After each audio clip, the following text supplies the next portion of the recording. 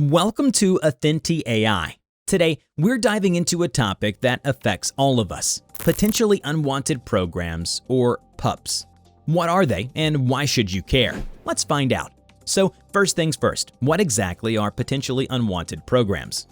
PUPs are software applications that, while not necessarily harmful, can cause issues on your computer or device. Examples of PUPs include browser toolbars, adware, and some free software that comes bundled with additional programs. But why should you be concerned about PUPs? They can slow down your computer, they might display annoying ads, they could compromise your online privacy. Now, here's the important part. How can you protect yourself from PUPs? Be cautious when downloading software. Read installation prompts carefully.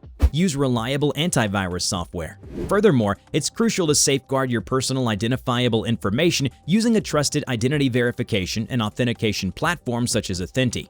In a nutshell, PUPs are those pesky little programs that you should watch out for. By staying vigilant and making smart choices online, you can keep your devices running smoothly.